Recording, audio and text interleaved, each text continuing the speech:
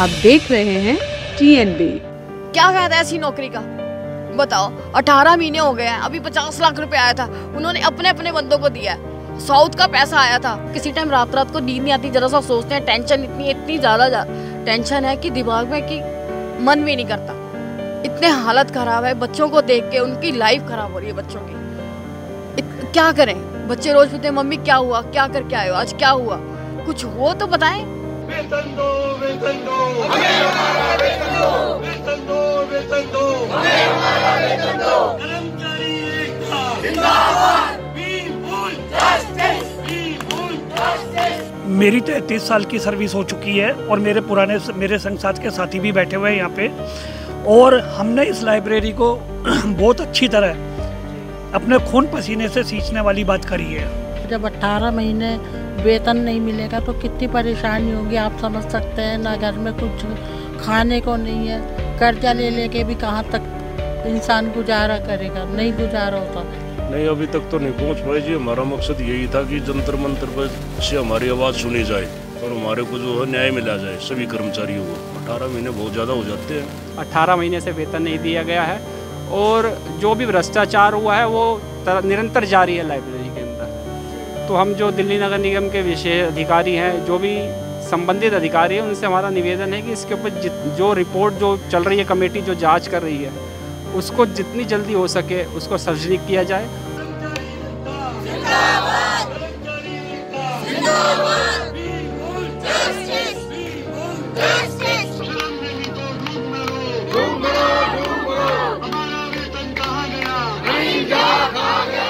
नमस्कार, आप देख रहे हैं TNB। मैं हूं आपके साथ निशा लकवाल। आज की इस एक स्टोरी की शुरुआत जो है मैं एक प्रश्न से करना चाहूँगी। आपसे एक प्रश्न मैं यही पूछती हूँ कि जहां आप काम कर रहे हैं, अगर वहां पर आप पूरी शिद्दत के साथ काम कर रहे हैं, महीनों से काम कर रहे हैं और 18-19 महीने तक अगर आपको वहाँ से वेतन ना मिले तो आप क्या करेंगे? ये एक बहुत बड़ा सवाल है और इसी चीज़ को लेकर आज यहाँ पर तमाम लोग जो हैं वो बैठे हुए हैं प्रदर्शन पे। ये जो लोग हैं ये हैं Hardayal municipal heritage public library है, उनके कर्मचारी हैं जो यहाँ पर पिछले, और यहाँ ही नहीं, जंतर मंतर पर ये शायद दूसरी और तीसरी बार शायद आ रहे हैं प्रदर्शन करने के लिए। इससे पहले ये लोग लाइब्रेरी के बाहर लगातार जो है प्रदर्शन कर रहे हैं, प्रशासन को जगाने की मांग कर रहे हैं कि उनका वेतन जो है वो दिया जाए। तमाम इल्ज़ाम भी जो हैं वो लगाए जा रहे हैं। इसमें नाम लिखा हुआ है पूनम पराशर झा, उसके इस्तीफे की मांग कर रहे हैं। बहुत सारे सवाल आज यहाँ से उठेंगे कि आखिर इतने समय से इनका वेतन क्यों रुका हुआ है, पूनम पराशर झा कौन है और क्यों उनके इस्तीफे की मांग कर रही हैं, साथ ही अभी तक उनका वेतन क्यों रोका गया है, ऐसी क्या दिक्कत है। ये तमाम सवाल आज इन्हीं लोगों से पूछे जाएंगे और साथ ही पूछा जाएगा एक और अहम सवाल कि इतने महीनों से इन लोगों का वेतन रुका हुआ था तो अभी तक आवाज़ क्यों नहीं उठी थी, इतने समय बाद ये आवाज़ आज क्यों उठ रही है। वेतन दो, वेतन दो, हमें हमारा वेतन दो, वेतन दो, वेतन दो, हमें हमारा वेतन दो, वेतन दो, वेतन दो, हमें हमारा वेतन दो।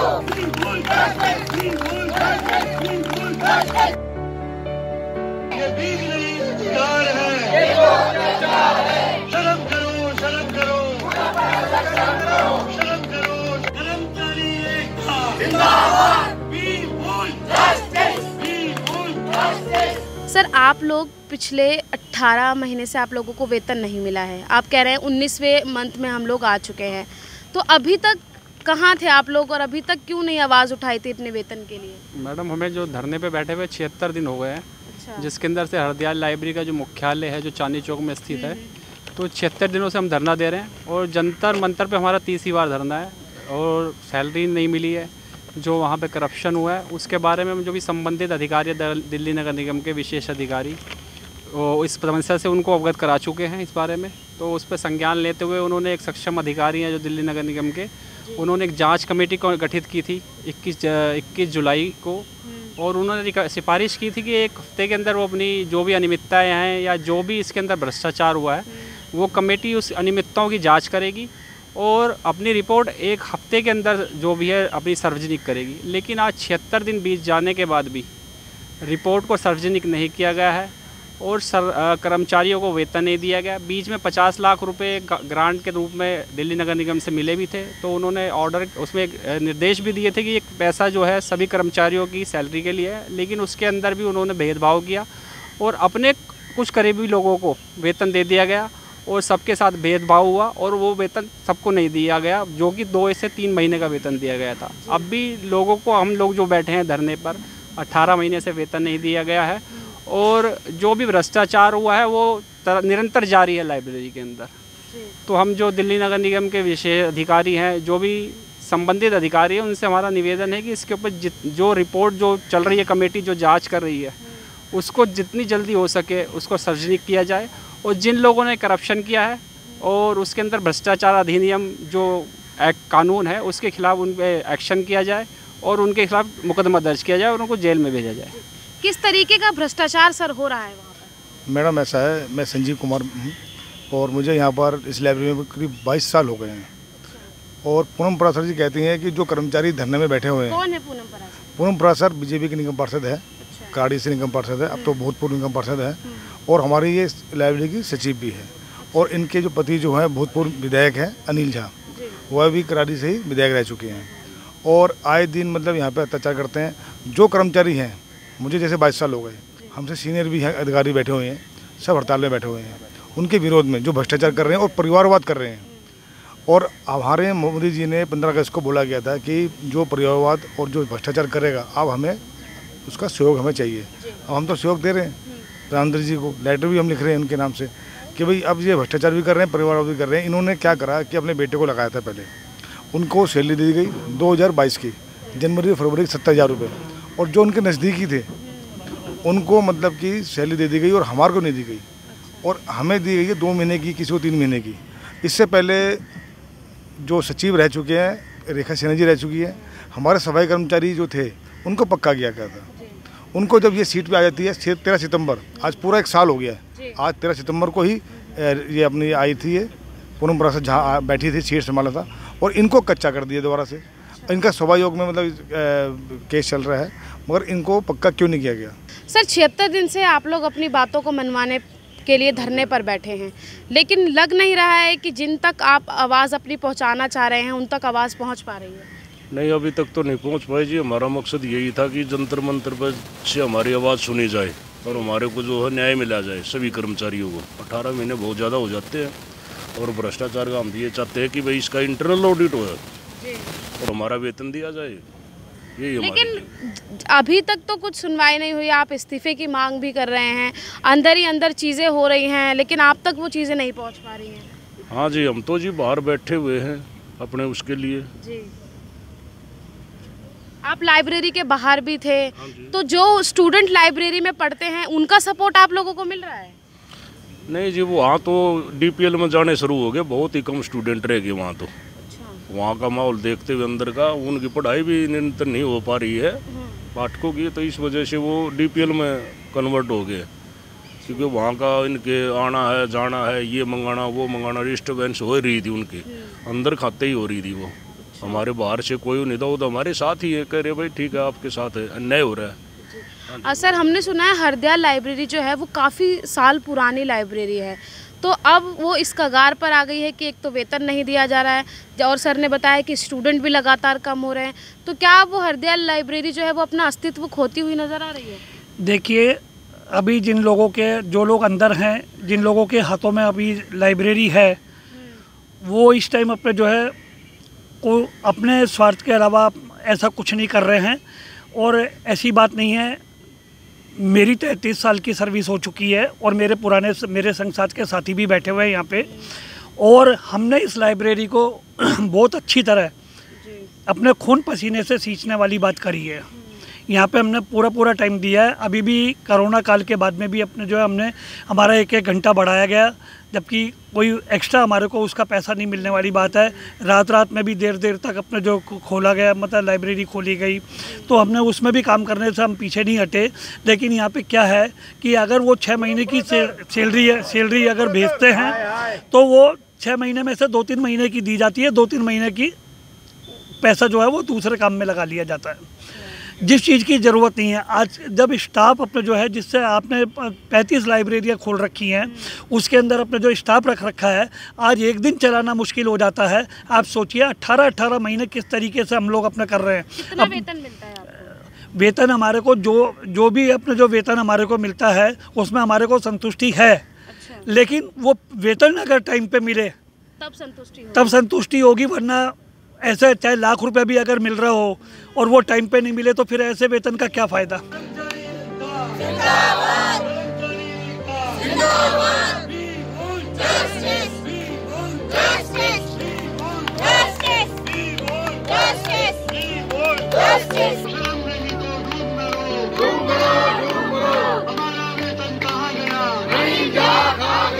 लाइब्रेरी के जो कर्मचारी हैं उनको जितना वेतन दिया जाता है वो उस वेतन में संतुष्ट हैं, लेकिन संतुष्टि तो तब सामने आएगी जब टाइम से, समय से वेतन दिया जाएगा।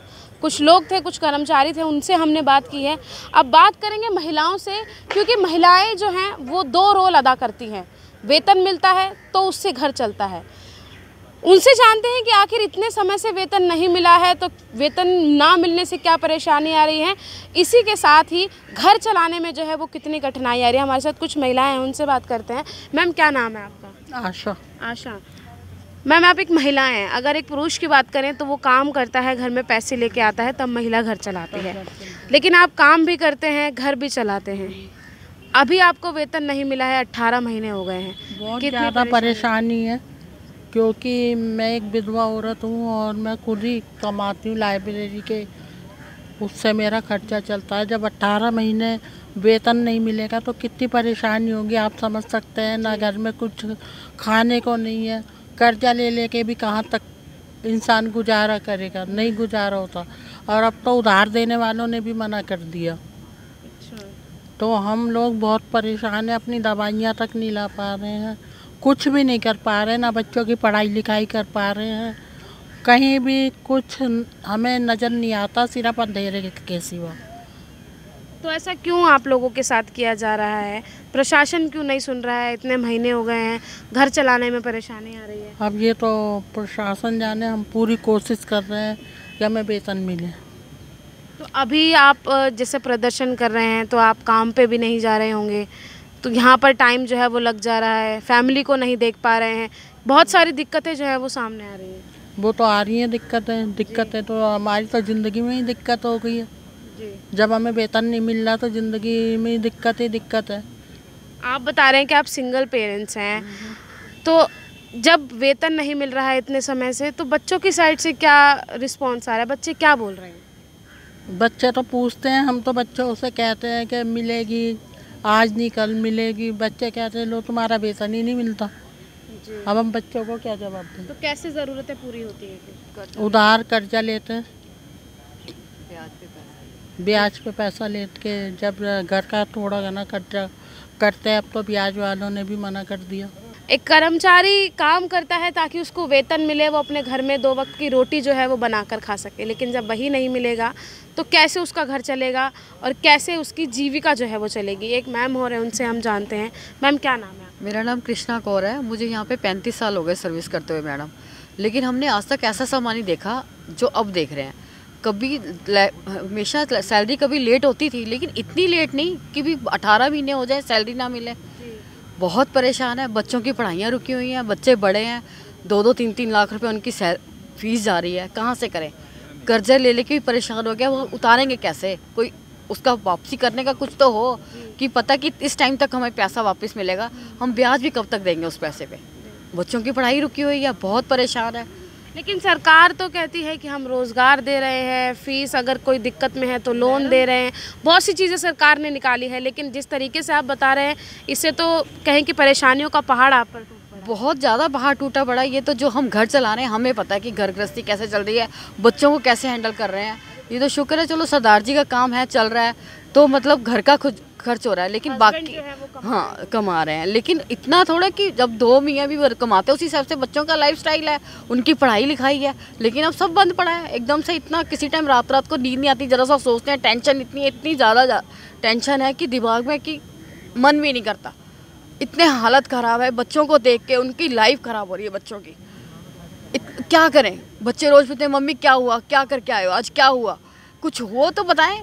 सब जगह हमने एप्लीकेशन दे दी, अधिकारियों तक से बात कर ली। 2 महीने हो गए, अधिकारियों ने 1 हफ्ते में रिपोर्ट देनी थी कि यहाँ की रिपोर्ट आ जाएगी तो आपको न्याय मिलेगा। अभी तक कुछ भी नहीं हुआ। हमारे पता नहीं कौन से ऐसे कर्म है, आज साल हो गया उस मैडम को हम लेके आए हैं कि हमारा कुछ सुनेगी। लेडीज़ है, लेडीज़ का दुख सुनेगी, लेकिन उनको पता ही नहीं है कि क्या चीज़ औरत क्या होती है, क्या होता है एक औरत के दुख। जो उसको पता है कि उसके बच्चे जवान हैं, वो पढ़े लिखेंगे नहीं तो आगे चल के क्या करेंगे। अब हम नौकरी कर रहे हैं, हमने अपने बच्चों को पढ़ाया लिखाया, कुछ तो उनको है, आगे आगे नहीं पढ़ाई कराएंगे तो बच्चों का क्या हाल होगा बताओ। आप भी तो बच्चे ही हो, आप अपनी सैलरी नहीं मिलेगी तो आप कैसे होगा।